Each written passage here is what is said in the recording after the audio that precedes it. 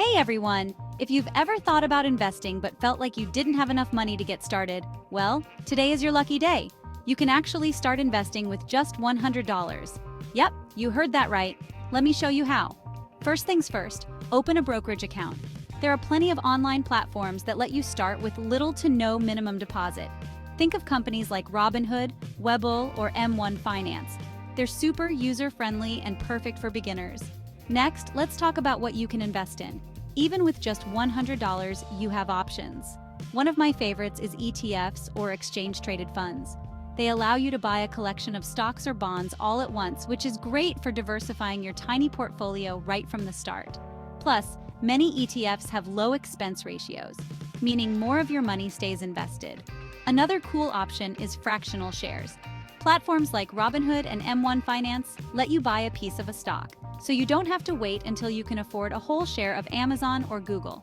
Imagine owning a slice of your favorite big-name company for just a few bucks. Now let's sprinkle in a bit of strategy. Consider the dollar-cost averaging approach. Instead of investing your $100 all at once, spread it out over a few weeks or months. This helps you buy at different price points and reduces the impact of market volatility.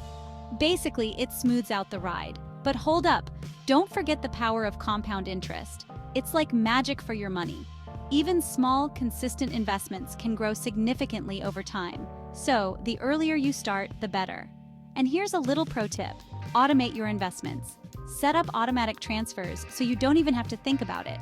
This helps build a disciplined investing habit, and before you know it, you'll be watching your investments grow. So there you have it. Starting with just $100 is not only possible, but it's also a fantastic way to get your feet wet in the world of investing. Remember, it's not about having a lot of money.